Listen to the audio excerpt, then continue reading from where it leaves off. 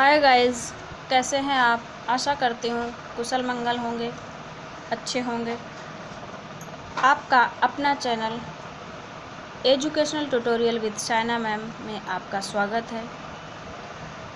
DElEd second semester paper first, वर्तमान भारतीय समाज और प्रारंभिक शिक्षा की क्रमवार क्लासेस में, क्रमवार कक्षाओं में शैक्षिक विचारधाराओं के अंतर्गत हमने पढ़ा था स्वामी विवेकानंद जी को, रविन्द्रनाथ टैगोर जी को। उसी क्रम में पढ़ेंगे महात्मा गांधी।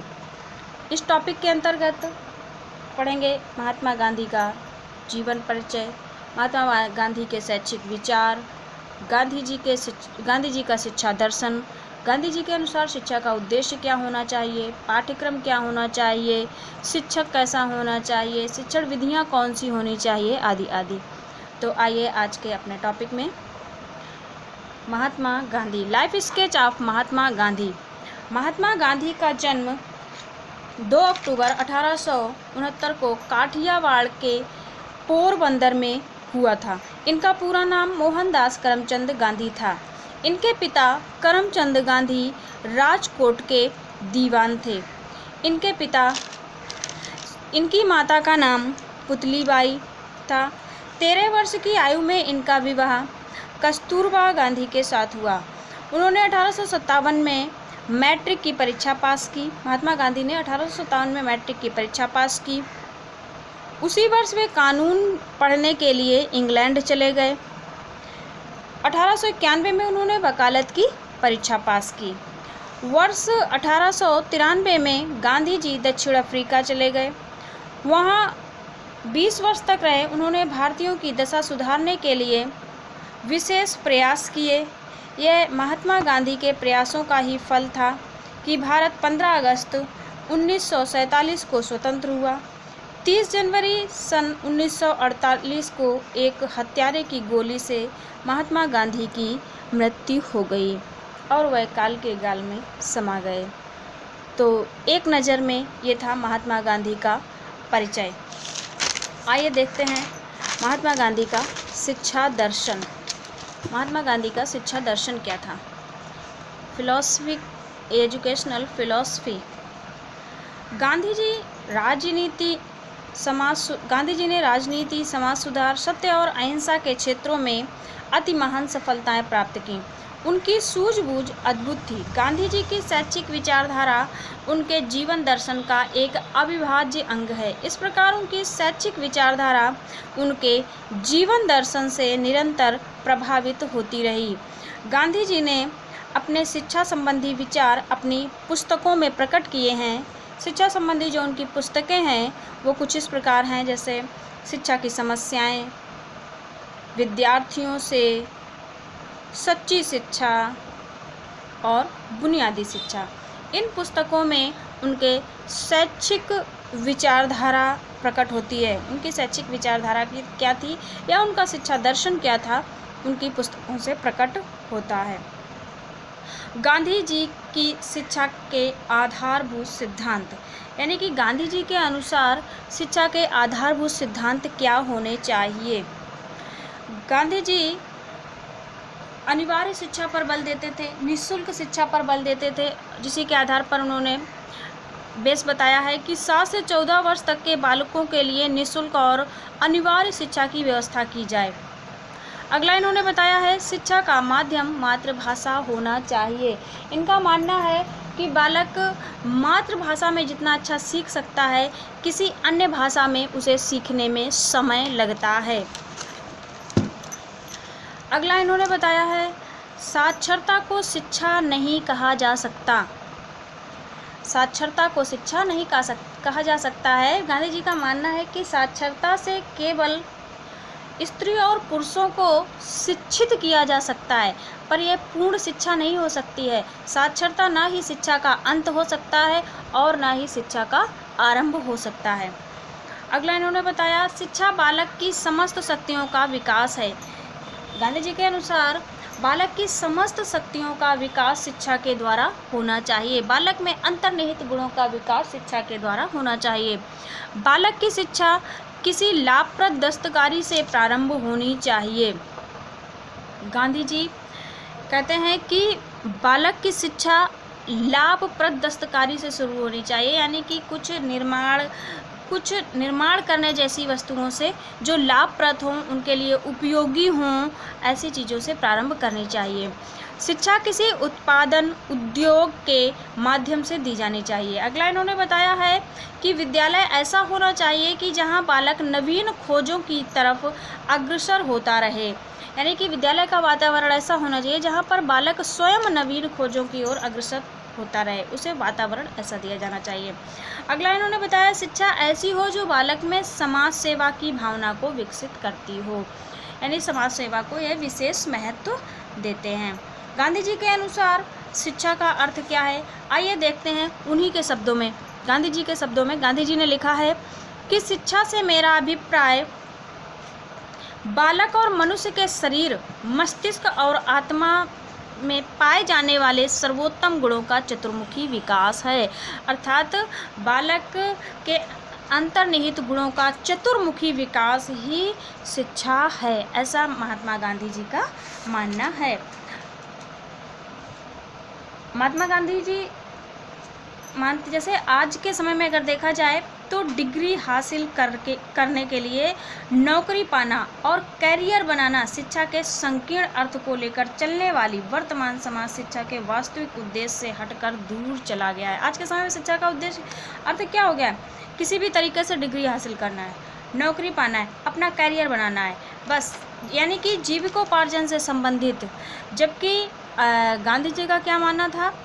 बालक के आत्मा का विकास होना चाहिए, उसके मस्तिष्क का विकास होना चाहिए, बालक में जितने भी आध्यात्मिक गुण होते हैं उनका विकास होना चाहिए, मूल्यों का विकास होना चाहिए।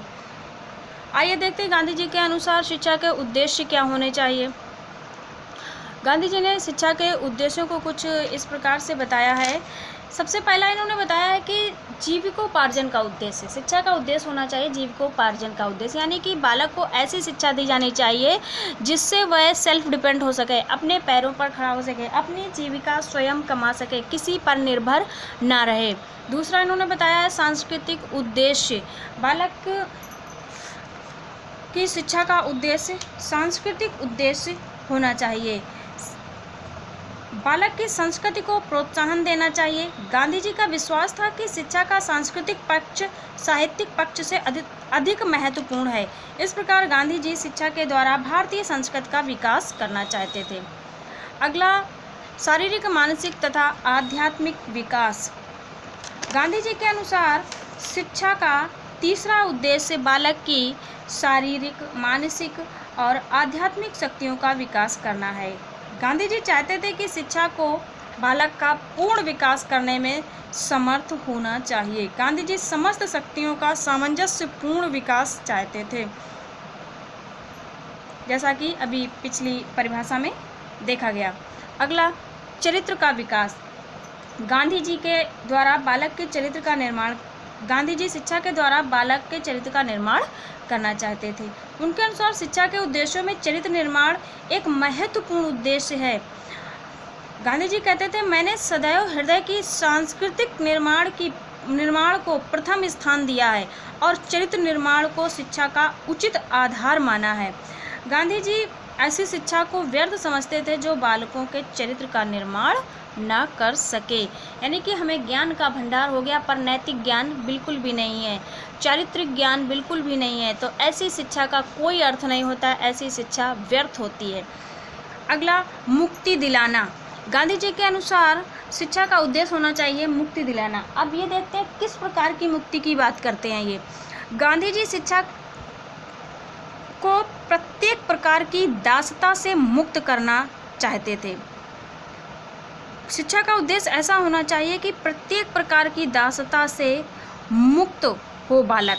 मुक्ति का अर्थ गांधी जी ने इस प्रकार बताया है कि प्रथम सभी प्रकार की मानसिक, आर्थिक और राजनैतिक दासता से मुक्ति, द्वितीय आत्मा के सांसारिक बंधनों से छुटकारा। इस प्रकार गांधी जी शिक्षा के द्वारा व्यक्ति को सब प्रकार से मुक्ति दिलाना चाहते थे, यानी कि मानसिक मुक्ति, मानसिक रूप से बालक स्वतंत्र होना चाहिए, आर्थिक मुक्ति, यानी कि आर्थिक रूप से बालक स्वतंत्र होना चाहिए, राजनीतिक रूप से बालक स्वतंत्र होना चाहिए, किसी भी प्रकार से उसमें दास्ता नहीं होना चाहिए, यानी कि कोई बालक राजनीति के दबाव में है, उसकी दास्ता में है, या आर्थिक दबाव में है, या मानसिक दबाव में है। और बताया है कि सांसारिक बंधनों से छुटकारा, ऐसी मुक्ति की बात की है गांधी जी ने। इसके बाद गांधी जी ने बताया कि शिक्षा का उद्देश्य होना चाहिए आत्मानुभूति। गांधी जी शिक्षा के द्वारा ईश्वर की प्राप्ति पर बल देते थे। उनके अनुसार शिक्षा के अनुद्देश्य के अधीन उनके इस उद्देश्य का अर्थ था अंतिम वास्तविकता का अनुभव, ईश्वर और आत्मानुभूति का ज्ञान होना चाहिए, अर्थात अपने स्व को संसार के स्व में निर्मित करना चाहिए। जैसा आप अपने लिए अनुभव करते हैं वैसा ही दूसरों के लिए हमें अनुभव करना चाहिए। आइए देखते हैं गांधी जी के अनुसार पाठ्यक्रम कैसा होना चाहिए।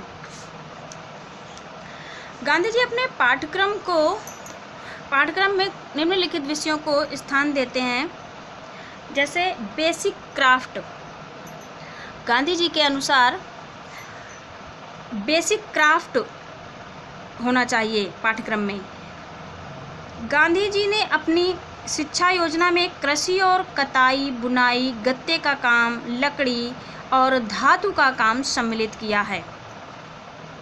बेसिक क्राफ्ट के अंतर्गत गांधी जी ने कृषि, कताई, बुनाई, गत्ते का काम, लकड़ी और धातु का काम सम्मिलित किया है। इस प्रकार गांधी जी की शिक्षा उद्योग केंद्रित शिक्षा थी। गांधी जी की शिक्षा कैसी थी? उद्योग केंद्रित शिक्षा थी, हस्तकारी शिक्षा से संबंधित थी। इसके बाद उन्होंने मातृभाषा को विशेष बल दिया है। पाठ्यक्रम में मातृभाषा को विशेष बल दिया है। गांधी जी का मानना था कि सभी विषयों की शिक्षा मातृभाषा के द्वारा देना चाहिए। गणित की शिक्षा बालक को देना चाहिए। सामान्य विज्ञान के अंतर्गत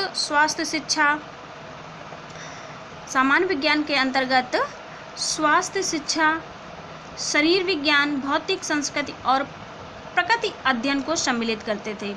बालिकाओं के लिए गांधी जी ने गृह विज्ञान का अध्ययन आवश्यक बताया है। इसके बाद और भी विषय हैं पाठ्यक्रम में, जैसे कला, संगीत,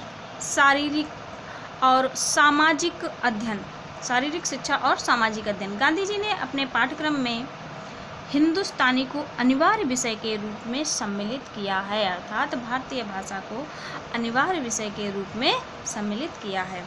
गांधी जी के अनुसार शिक्षण विधियों को पढ़ लेते हैं। किन शिक्षण विधियों के माध्यम से इस पाठ्यक्रम को बालक को पाठ्यक्रम में जो विषय हैं, किन शिक्षण विधियों के माध्यम से बालकों को सिखाया जाना चाहिए। गांधी जी स्थानीय उद्योगों को शिक्षा का केंद्र बिंदु मानते थे। उनका विश्वास था कि बालकों को उद्योग के माध्यम से इस कारण शिक्षा दी जानी चाहिए जिससे वे अपने शरीर और आत्मा का विकास कर सकें। उन्होंने अपने द्वारा प्रतिपादित शिक्षण विधियों को कुछ इस प्रकार बताया है।